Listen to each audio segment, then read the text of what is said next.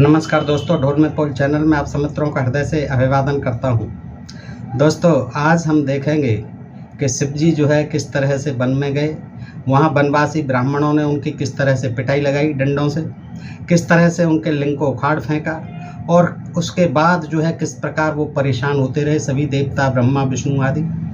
और फिर जो है किस तरह से शिव जी ने ही उस लिंग को जब कोई नहीं उठा पाया तो अपना हाथी बन करके सूंड से उसको उठा करके लिंग को स्थापित किया। और कहाँ किया और कब से किया, कैसे किया, ये सब बातें जो, और ये प्रथम शिवलिंग है जिसकी जानकारी आज हम आप देंगे। और देखिए ये कहाँ पर स्थापित हुआ और कहाँ पर इसका पूजा पाठ हुआ। प्रथम बार जो है प्रथम लिंग यही था। तो दोस्तों, ये बड़ी रोचक कथा है, आइए देखते हैं। और ये 52 पुराण से है, श्री 52 पुराण है दोस्तों। देखिए ये भी गीता प्रेस गोरखपुर का ही है और इसमें जो कहानी दी हुई है बड़ी मनोरंजक भी है, दिलचस्प भी है, रोचक भी है, जानने योग्य भी है। तो दोस्तों आइए देखते हैं कि देखिए एक बार जो है शिव जी और पार्वती उमा दोनों जो है आकाश मार्ग से भ्रमण कर रहे हैं। तो धार्मिक कार्यों को करने वाली उमा बालखिल्य ऋषि थे ब्राह्मण। इस प्रकार की दशा, यानी वो कंकाल मात्र थे, वनों में रहते थे जंगल में और वहीं पूजा पाठ किया करते थे। तो उनको देख करके उमा जो है दुखी हो जाती हैं कि कैसे सूखे से हो रहे हैं बेचारे, इनको कुछ खाने पीने को महादेव जी मिलता है कि नहीं, ये बड़े परेशान हैं, जरा इनकी दशा तो देखो। तो दुखी होकर देव शंकर प्रसन्न करके कहने लगी, देव शंकर को प्रसन्न करके उमा देवी कहने लगी कि देवदारू वन है ये, देवदारू वन, यानी देवदार के वृक्ष ज़्यादा होंगे, इसलिए उसका नाम था देवदारू वन। देवदारू वन में रहने वाले वे मुनिगण कलेश उठा रहे हैं। उमा जी को पता चल गया तुरंत देखते ही, और वो महादेव जी को कुछ पता नहीं था। वो कहती हैं कि देव मेरे ऊपर दया करिए, आप उनके कलेश का विनाश करें, ये क्यों परेशान हैं बेचारे, सूखे से हो रहे हैं, सब कंकाल मात्र हैं। वैदिक धर्म में निष्ठा रखने वाले इन तपस्वियों के कौन ऐसा अनंत दुष्कृत है, ऐसा कौन सा बुरा कर्म किया इन्होंने जिससे ये कंकाल मात्र होने पर भी अब तक शुद्ध नहीं हुए हैं, अशुद्ध हैं ये। अंधक को मार गिराने वाले, चंद्रमा की मनोहर किरणों से सुशोभित सिर वाले पिनाकधारी शंकर जी उमा की बात को सुनकर हंसते हुए बोले। क्या बोले? ठीक है देवी, अगर आप कहती हो तो चलो देखता हूँ मैं। उमा द्वारा इस प्रकार प्रेरित किए जाने पर शंकर जी मुनिमंडली की ओर जाने के लिए प्रस्तुत हो गए कि चलो देखता हूँ, पास से देखता हूँ ये क्या कर रहे हैं यहाँ पर जंगल में, क्यों परेशान है ये। फिर शंकर ने उस मुनिमंडली को देखकर वनमाला धारण कर लिया। वनवासियों का सब वेश बनाते हैं, वनमाला धारण कर ली। तब वे सर्वांग सुंदर नग्न सुडौल देह धारण कर नग्न हो गए, दिगंबर हो गए, सुडौल देह धारण कर युवा के रूप में हो गए, युवा बन गए, जवान बन गए। और भिक्षा पात्र हाथ में लेकर मुनियों के सामने भिक्षा के लिए भ्रमण करते हुए भिक्षा दो ये कहते हुए एक आश्रम से दूसरे आश्रम में जाने लगे। भिक्षा का पात्र ले लिया हाथ में, नंगे हो गए, फूल मालाएं डालनी, बनमालाएं जिन्हें कहते हैं, और चल दिए। तो वहां जाकर के ऋषियों के आश्रम में कहने लगे, मुझे भिक्षा दो। एक आश्रम से दूसरे आश्रम में घूम रहे उन नग्न युवा को देखकर ब्रह्मवादियों की स्त्रियां, यानी उन्हीं ब्राह्मणों की स्त्रियां उत्सुकता के साथ स्वभाववश उनके रूप से मोहित हो गईं। स्त्रियों के स्वभाव बस, और उन ब्राह्मणों की जो पत्नियां थी ऋषि मुनियों की, वो उनको देखते ही, उनके रूप रंग को देखते ही उन पर मोहित हो गईं और परस्पर कहने लगीं। क्या कहने लगीं? आओ भिक्षुक को देखा जाए, चलो बहनों इस भिक्षुक को देखा जाए, क्या है ये, कौन है, कहाँ से आया है। आपस में इस प्रकार कहकर बहुत सा फल मूल लेकर मुन पत्नियों ने उन देव से कहा, आप भिक्षा ग्रहण करें महाराज। फल मूल लेकर के जाती हैं, कहती हैं महाराज भिक्षा ग्रहण कीजिए। उन्होंने भी अत्यंत आदर से उस भिक्षा पात्र को फैलाकर शिव जी ने सामने दिखाकर कहा, तपो वनवासिनियों भिक्षा दे दो, लाओ भिक्षा, आप सबका कल्याण हो। पार्वती जी वहाँ हंसते हुए शंकर को देख रही थी। अब तमाशा देख रही हैं चुपचाप बैठी हुई पार्वती जी, अब दिखा रहे हैं शिव जी तमाशा। कामातुर मुन पत्नियों ने उस नग्न युवा को भिक्षा देकर उनसे पूछा, कामातुर हो गए। देखिए भाई, नंगे को देख करके कामातुर हो जाना, वो भी जवान, और एकदम सुडौल काया देख करके मुन पत्नियां जो हैं काम मोहित हो जाती हैं। ऐसा नहीं है कि पुरुष ही होते थे काम मोहित, स्त्रियां भी जब नंगा आदमी कोई दिखेगा तो काम मोहित हो जाती हैं, हो गई। और क्या कहने लगी, मुन पत्नियों ने पूछा, तापस आप किस व्रत के विधान का पालन कर रहे हैं? ये कहाँ से आए हो तपस्वी? ये कौन सा आपका व्रत है? कौन सी ये तपस्या है? किस व्रत का आप पालन कर रहे हैं? हमारी जिज्ञासा है, आप बताइए। जिसमें बनमाला से विभूषित हृदयहारी तपस्वी का सुंदर स्वरूप धारण कर आपने नग्न मूर्ति बनना पड़ा है आपको। आप हमारे हृदय के आनंद प्रद तापस हैं। यदि आप माने तो हम भी आपकी मनोनुकूल प्रिया हो सकते हैं। आपको देखकर हम आप पर मोहित हैं, आप हमें बहुत सुंदर लग रहे हैं, और आप चाहें तो हम भी आपके अनुकूल हो सकती हैं। उन्होंने तपस्विनी के इस प्रकार कहने पर हंसते हुए कहा, यह व्रत ऐसा है, सुनो सुंदरियों, यह व्रत ऐसा है कि इसका कुछ भी रहस्य प्रकट नहीं किया जा सकता। इसके बारे में मैं आपको कुछ नहीं बता सकता। सौभाग्यशालिनी हो, जहाँ बहुत से सुनने वाली हों, वहाँ इस व्रत की व्याख्या नहीं की जा सकती। एक अकेली को बताया जा सकता है इस व्रत का रहस्य। ये तो आप बहुत हैं यहाँ, ये आपको साथ जो है सबको समूह में मैं कैसे इसकी व्याख्या कर सकता हूँ कि मैं कौन सा व्रत किए हुए हूँ। इसलिए यह जानकर आप सब चली जाएं।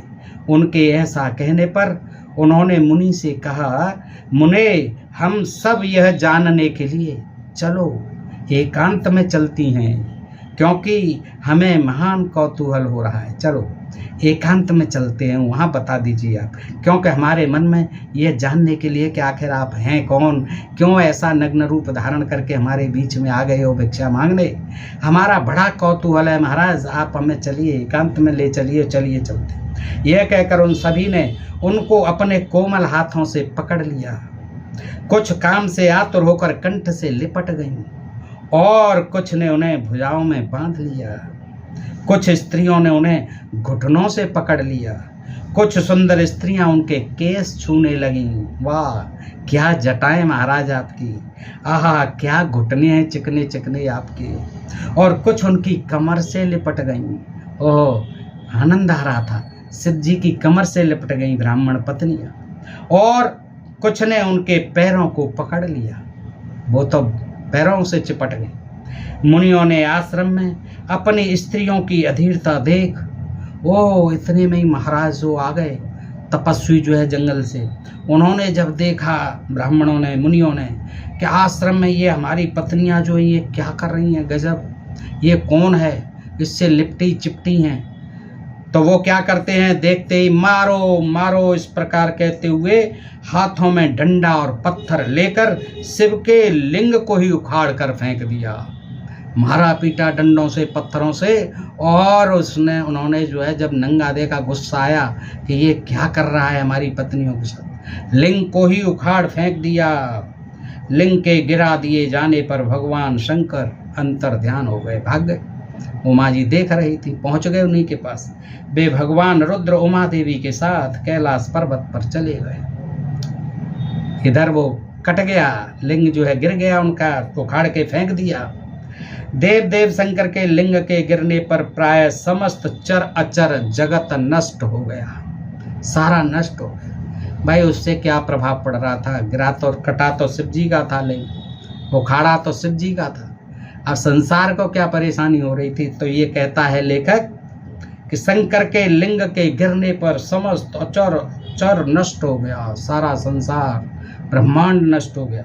इससे आत्मनिष्ठ महर्षियों को व्याकुलता हुई। महर्षि बचे रहे, देखिए सारा चर अचर जगत नष्ट हो गया, लेकिन ये ब्रह्मर्षि और ब्रह्माणियाँ ये सब बची रही हैं। महर्षियों को बड़ी व्याकुलता हुई कि ये क्या हो गया भाई, ये तो सब संसार ही नष्ट हो गया। इसी प्रकार देव के भी व्याकुल हो जाने पर एक अत्यंत बुद्धिमान श्रेष्ठ मुनि ने कहा, एक श्रेष्ठ बुद्धिमान मुनि ने कहा, हम उन महात्मा तापस के सदाशय को नहीं जानते भाई, कौन थे क्या थे वो। ये तो हमसे गलती हो गई लगता है, ये उन्हीं का प्रकोप है। हम ब्रह्मा की शरण में चलते हैं, वे ही उनकी रहस्य को समझ सकेंगे। भाई ब्रह्मा ही जाने इस बात को। ऐसा कहने पर सभी ऋषि अत्यंत लज्जित हो गए।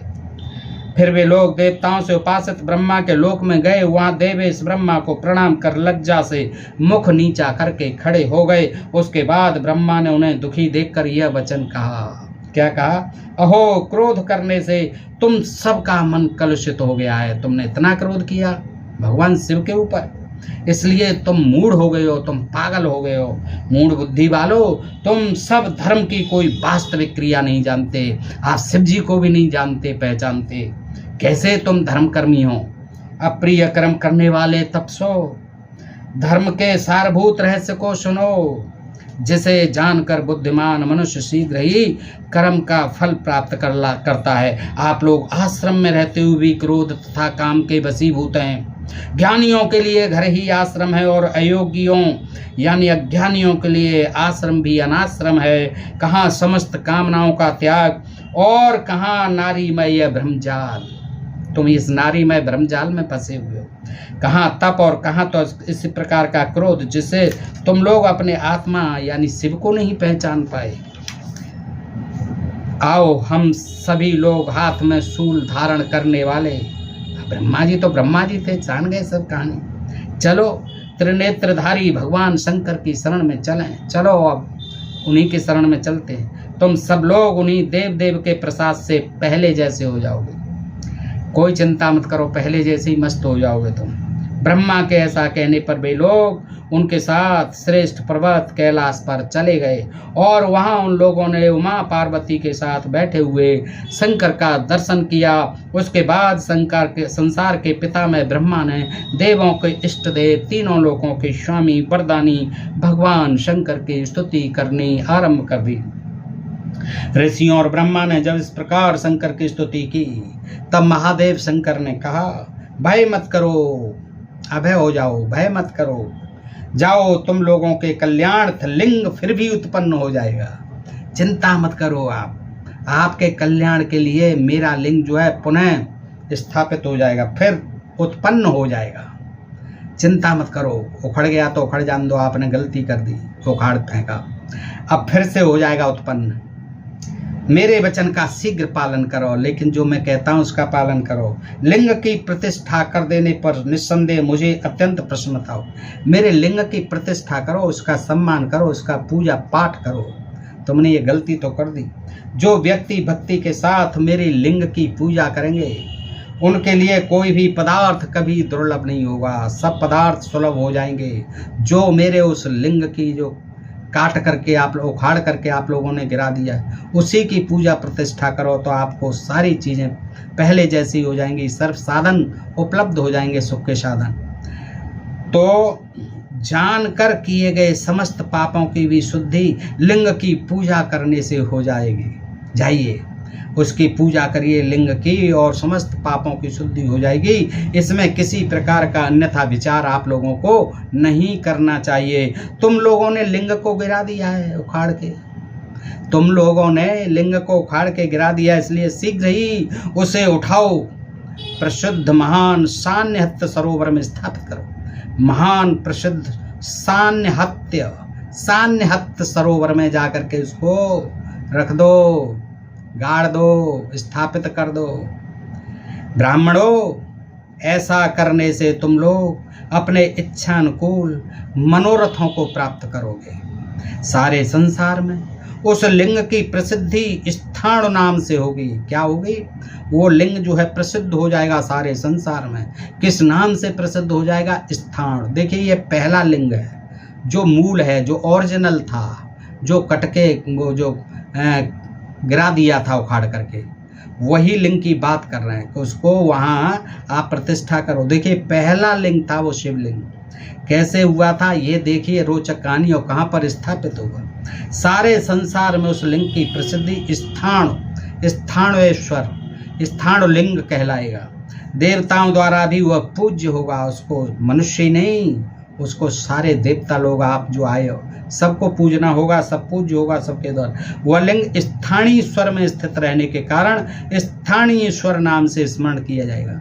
अब आप कहेंगे कि ये स्थाणु क्या हुआ, स्थानीय स्वर क्या हुआ? तो दोस्तों मैं आपको बता दूं, ये स्थाणु स्वर वही जगह है जो कभी कुरुक्षेत्र में थी, कुरुक्षेत्र में कहलाती है थानेसर जिसे कहते हैं, और जो है कभी हर्षवर्धन की राजधानी भी रही थानेसर, वहीं पर ये सरोवर है, वहीं पर ये मंदिर। और ऐसा बताते हैं कि पांडवों के द्वारा उसे बनाया गया था और महाभारत युद्ध से पहले पूजने के लिए इस लिंग को वहाँ स्थापित किया था। यह पहला लिंग है दोस्तों। ये कहानी आपको आज मैं बता रहा हूँ वामन पुराण के हवाले से। सुनते जाइए, आपको बड़ा आनंद आएगा और एक अच्छी जानकारी मिलने वाली है। तो देवताओं द्वारा भी पूज्य होगा। वह लिंग स्थानीय स्वर में स्थित रहने के कारण कुरुक्षेत्र में थानेसर में स्थानीय स्वर नाम से स्मरण किया जाएगा। कौन सा लिंग? स्थानीय स्वर, यानी थानेश्वर लिंग, थानेश्वर लिंग कह लो। जो स्थानीय स्वर को सदा स्मरण करेंगे, अब शिव जी कह रहे हैं ये, उस लिंग को सदा स्मरण करेंगे, उनके सारे पाप कट जाएंगे और वे पवित्र देह होकर मोक्ष की प्राप्ति करेंगे। जब शंकर ने ऐसा कहा तब ब्रह्मा के सहित ऋषि लोग लिंग को उस दारुवन से ले जाने का उद्योग, चलो ले चलो भाई, वहीं कुरुक्षेत्र ले जाने लगे दारुवन से। अब दारुवन कहीं हिमालय की उसमें होगा जहाँ देवदारू के वृक्ष होते होंगे, तो वहाँ से उठाने के लिए ले जा रहे हैं, प्रयास करते हैं कि चलो भाई, शिव जी ने उस तालाब में स्थापित करने के लिए कहा है स्थानीय स्वर में, चलो ले चलते हैं। किंतु ऋषियों सहित वे सभी देवगण उसे हिलाने डुलाने में समर्थ नहीं। शिव जी का लिंग था जिसका के पता ब्रह्मा विष्णु भी नहीं ला पाए थे जब वो पैदा हुआ शिवलिंग। तो जो है ब्रह्मा विष्णु भी परेशान थे, तो ये ऋषि मुनि कैसे उठा सकते हैं? कोई नहीं उठा सका, उसे हिला डुला नहीं सके शिवलिंग को। फिर वे बहुत परिश्रम करके फिर ब्रह्मा की शरण में गए। ब्रह्मा ने परिश्रम से संतप्त हुए उन लोगों से यह वचन कहा, देवताओं, अत्यंत कठोर परिश्रम से कोई लाभ नहीं। परिश्रम करने से तुम लोग इसे उठाने में समर्थ नहीं हो। देवाधिदेव भगवान शंकर ने अपनी इच्छा से इस लिंग को गिराया है। देखिए यहाँ कह दिया अपनी इच्छा से गिराया, और वहाँ मारो मारो डंडा और पत्थर मार मार के उखाड़ के फेंक दिया ब्राह्मणों ने। देवाधिदेव भगवान शंकर ने अपनी इच्छा से उस लिंग को गिराया। यहाँ ब्रह्मा जी जो है देखिए बात को पलट रहे हैं। अतः देवो, हम सभी एक साथ उन्हीं भगवान शंकर की शरण में चलें। फिर चलो एक बार। ब्रह्मा जी का यही काम था। महादेव संतुष्ट होकर अपने आप ही लिंग को ले जाएंगे, भाई ले जाएंगे, वो ही करेंगे इसका जो कुछ भी करना है। इस प्रकार ब्रह्मा के कहने पर सभी ऋषि और देवता ब्रह्मा के साथ शंकर जी के दर्शन की अभिलाषा से कैलाश पर्वत पर पहुंचे। वहां उन लोगों ने शंकर जी को नहीं देखा, मिले नहीं। तब वे चिंतित हो गए कि कहाँ गए भाई, अब की बार तो यहाँ है नहीं। फिर उन्होंने ब्रह्मा जी से पूछा कि ब्रह्मन बताओ तो सही, ये महेश्वर देव कहाँ गए? उसके बाद ब्रह्मा ने फिर ध्यान लगाया कि देखता हूँ भाई। ध्यान लगाया, ध्यान की मुद्रा में बैठ गए और देखा कि मुनियों के अंतःकरण से स्तुत महेश्वर देव हाथी के आकार में स्थित है, हाथी बन करके घूम रहे हैं वो। देखिए क्या विचित्र बात, हमारे महादेव जी भी कितने मस्त हैं, हाथी बन करके घूम रहे हैं। ये किसने देखा? ब्रह्मा जी ने ध्यान करके। उसके पश्चात वे ऋषि और ब्रह्मा के सहित सभी देवता उस पावन महान सरोवर पर गए जहाँ भगवान शंकर स्वयं उपस्थित थे। उसी सरोवर पर, जिस सरोवर में स्थापित करना था, वहीं हाथी बन के घूमने लगे जा करके। और वहीं जो है फिर ब्रह्मा देवताओं और ब्राह्मणों को लेकर के पहुँचते हैं। तो वे लोग इधर चारों ओर ढूंढने लगे, लेकिन वहाँ भी महादेव जी का दर्शन न पा सके। ब्रह्मा के साथ दर्शन न पाने के कारण सभी देवता चिंतित हो गए। उसके बाद उन्होंने कमंडल से सुशोभित कमंडल हाथ में लेकर के देवी को अत्यंत प्रसन्न देखा। उस समय प्रसन्न होती हुई देवी उनसे यह वचन बोली। उमा देवी जो है कमंडल लेकर के पानी भरा हुआ वो वहाँ बैठी हुई दिखी, तो महेश्वर को ढूंढते हुए और क्या कहने लगी कि महेश्वर को ढूंढते हुए तुम लोग अत्यंत श्रांत हो गए हो, यानी थक गए हो, परेशान हो गए। देवो, तुम सब अमृत का पान करो। आइए सब अमृत का पान करो, तब तुम सब शंकर को जान सकोगे। भवानी द्वारा कही हुई इस वाणी को सुनकर वे देवता सुखपूर्वक बैठ गए और उन्होंने उस पवित्र अमृत को पी लिया। उसके बाद सुखपूर्वक बैठे हुए उन देवताओं ने परमेश्वरी से पूछा, देवी, हाथी के रूप को धारण किए हुए भगवान शंकर देव यहाँ किस स्थान पर आए हुए हैं? भगवान महादेव शिव जी यहाँ पर हाथी का रूप रख करके हे देवी किस स्थान पर आए हुए हैं? देवताओं के इस प्रकार पूछने पर देवी ने सरोवर के बीच में स्थित शंकर को ने दिखला दिया कि आओ, तुम्हें नहीं दिखाई देंगे, मेरे पास आओ। ले गई और वहां से दिखा दिया कि देखिए वो रहे सरोवर के बीच में, वहां किलोल कर रहे हैं सरोवर के बीच में।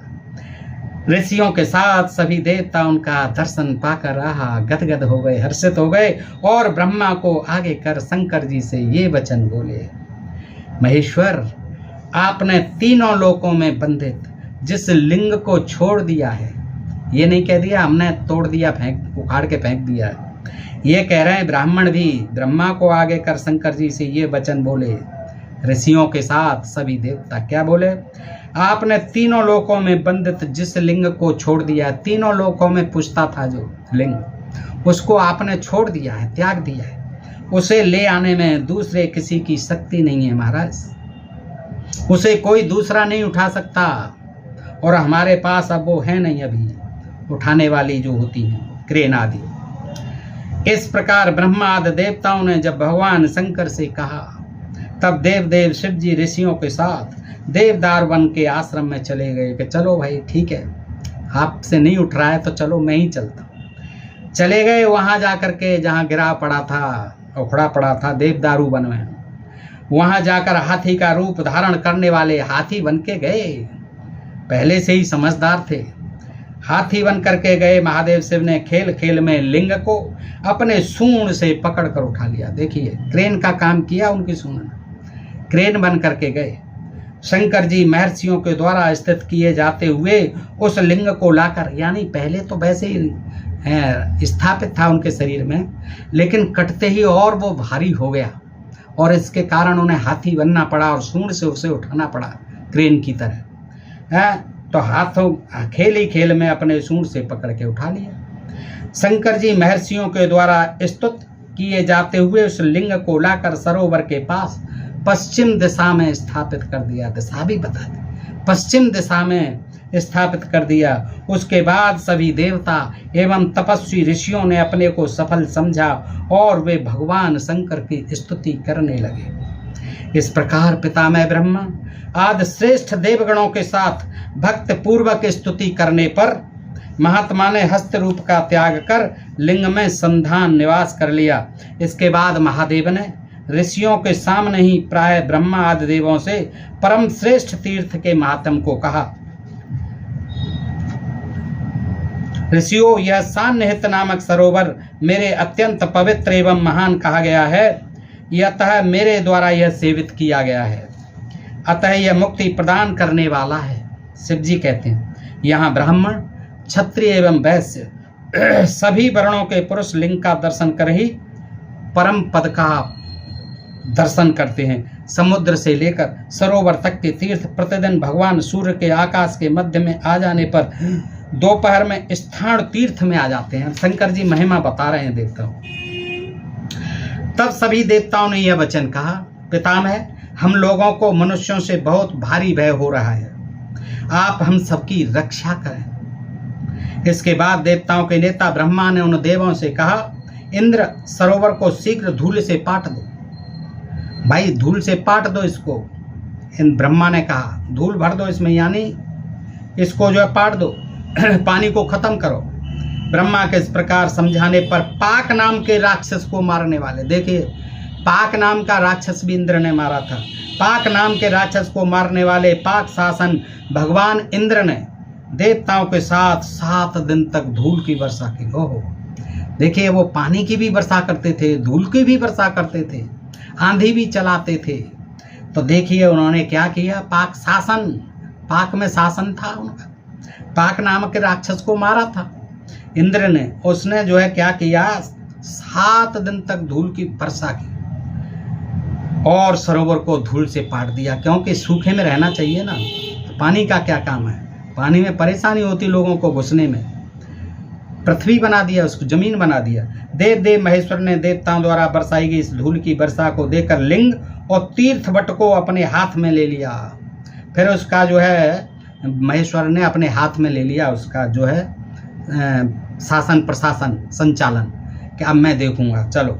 इसलिए पहले जिस स्थान पर जल था वह तीर्थ अत्यंत पवित्र है, उसमें स्नान करने वाला मनुष्य सभी तीर्थों में स्नान करने का फल प्राप्त कर लेता है। जो मनुष्य बट, वहाँ बरगद का भी वृक्ष है, और लिंग के बीच में श्राद्ध करता है। देखिए क्या ये अपनी ब्राह्मणवादी व्यवस्था जो है स्थापित कर दी है किसी कहानी, तमाम कहानियों के आधार पर। ये प्रथम लिंग थानेसर में कुरुक्षेत्र में स्थापित हुआ, जो मूल था वहीं से ये कहानी लिंगों की फिर तमाम बनते गए हैं, तमाम नामों से बनते गए हैं। जो मनुष्य बट, और क्योंकि वहाँ श्राद्ध आदि होने लगे, उन पर दर्शन करने लगे लोग, चढ़ावा चढ़ाने लगे, तो जो मनुष्य बट और लिंग के बीच में श्राद्ध करता है उसके पितर उस पर संतुष्ट होकर उसे पृथ्वी भर में दुर्लभ वस्तु सुलभ कर देते हैं। ऐसा सुनकर वे सभी ऋषि धूल से भरे हुए सरोवर को देखकर श्रद्धा से अपने सभी अंगों में धूल मलने लगे। ऋषि, आहा, ये बड़ी पवित्र है इसकी धूल। ऐसे ही ये सब अंधविश्वास पैदा किए ऋषि मुनि, सब देवता जो है उस धूल को सरोवर की को लगाने लगे।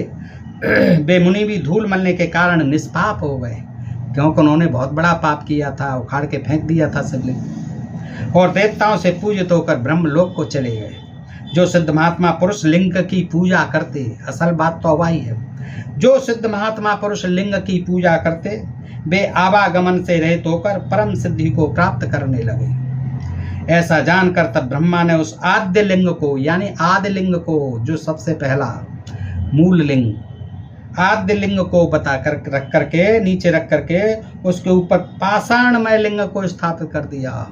उसके ऊपर पाषाण का, पत्थर का लिंग बना दिया। किसके ऊपर? जो आद्य लिंग था शिव जी का, वो तो शरीर जैसा था, मांस का आदि का था। उसके ऊपर उन्होंने क्या किया, ब्रह्मा जी ने पाषाण पत्थर चढ़ा दिया, पत्थर का लिंग स्थापित कर दिया। देखो ऐसे स्थापित हुआ लिंग। कुछ समय बीत जाने पर उसके यानी आद्य लिंग के तेज से वह पाषाण मूर्ति लिंग भी रंजित हो गई, वो भी ऐसी हो गई। देखिए, हाँ, पाषाण मूर्ति भी ऐसी हो गई जैसे आदि लिंग था। सिद्ध समुदाय उसका भी स्पर्श करने से परम पद को प्राप्त करने लगे, छूने से सिद्ध लोग हैं द्विजश्रेष्ठ। तत्पश्चात देवताओं ने ब्रह्मा को बतलाया, ब्रह्मन, ये मनुष्य लिंग का दर्शन करके परम सिद्धि को प्राप्त करने का लाभ उठा रहे हैं। देवताओं ने कंप्लेंट कर दी कि ब्रह्मा ये क्या हो रहा है, यहाँ तो मनुष्य जो है इनका दर्शन करके इस लिंग का ये तो सिद्धि को प्राप्त करने का लाभ उठा रहा है। देवताओं से यह सुनकर भगवान ब्रह्मा ने देवताओं के मंगल की इच्छा से एक के ऊपर एक इस प्रकार 7 लिंगों को स्थापित कर दिया। ब्रह्मा जी तो रचनाकार थे, सृजन करता थे। उन्होंने कहा कोई बात नहीं, एक से तुम परेशान हो, करने दो, लो मैं 7 लिंग और बना देता हूँ। तो उसके ऊपर 7 लिंग बना दिए। उसके बाद मुक्ति के अभिलाषी सम दमाद में रहने वाले सिद्धगण यत्न पूर्वक धूलि का सेवन कर परम पद को प्राप्त करने लगे। कुरुक्षेत्र में वायु के चलने से उड़ी हुई धूल भी बड़े बड़े पापियों को मुक्ति दे देती है। हाँ, धूल वहाँ की वो भी बड़े बड़े पापियों को मुक्ति देती है। कहाँ? कुरुक्षेत्र में, वही थानेश्वर में। किसी स्त्री या पुरुष ने चाहे जाने में या अनजाने में पाप किया हो तो उसके सारे पाप स्थान तीर्थ के प्रभाव से नष्ट हो जाते हैं। लिंग का दर्शन करने से और बट का स्पर्श करने से मुक्ति प्राप्त होती है, और उसके निकट जल में स्नान करने से मनुष्य मन चाहे फल को प्राप्त करता है। उसमें स्नान करने से अब जल कहाँ रहा, कहीं भर दिया होगा दोबारा से, वहाँ तो जो है इंद्र ने पाट दिया था उसको धूल से। तो देखिए, बट का वृक्ष है, उसको भी स्पर्श करने से, लिंग का दर्शन करने से सारे फल मिल जाते हैं मनुष्यों को, सारे पाप धुल जाते हैं। उस जल में पितरों का तर्पण करने से, श्राद्ध करने से व्यक्ति जल के प्रत्येक बिंदु में अनंत फल को प्राप्त करता है। लिंग से पश्चिम दिशा में काले तिलों से श्रद्धा पूर्वक तर्पण करने वाला व्यक्ति 3 युगों तक पितरों को तृप्त करता है। अब ये धंधे की बातें सब आ गई। अब वहाँ ये करो, श्राद्ध करो, वहाँ दान दो, ये करो और तमाम तीर्थ करो। इस तरह से जो है तमाम जगह जो है फिर ये शिवलिंग बना दिए गए हैं। तमाम 12 द्वादश ज्योतिर्लिंग, पहले 12 बनाए, अब तो तमाम जगह तमाम तरह के लिंग ही लिंग हैं। और सब लिंग आजकल जो है शिवलिंगों पर खूब गंगा जल चढ़ाया जा रहा है। कांवड़ियाँ ला ला करके सैकड़ों किलोमीटर दूर से उन पर चढ़ा रहे हैं दोस्तों। तो इस तरह से ये कहानी थी और इससे आपको बहुत कुछ जानकारी मिली होगी दोस्तों। और जानकारी अच्छी लगी हो तो अपने मित्रों में अधिकाधिक शेयर करें। अपने प्रिय चैनल ढोल में पोल को सब्सक्राइब करते रहें दोस्तों। हम ऐसे ही प्रसंग जो आज तक आपने नहीं जाने हैं और तथाकथित धर्म ग्रंथों में लिखे हुए हैं, उनसे जो है तमाम अंधविश्वास और जातवाद, ऊंच नीच, वर्णवाद समाज में फैला हुआ है, जो समाज के लिए बहुत अहितकर है, तमाम जो है तरह से नुकसान करता है और सदियों से हमारे देश को गुलाम बना करके रखा हुआ था। इन्हीं धर्म ग्रंथों के माध्यम से हम इन चीज़ों को जानते हैं और फिर इनको जो है इनसे बाहर निकलने का हम प्रयास करते हैं दोस्तों। आज के लिए इतना ही। सुनने के लिए आप सब मित्रों का हृदय से आभार। नमस्कार, जय हिंद, जय भारत दोस्तों।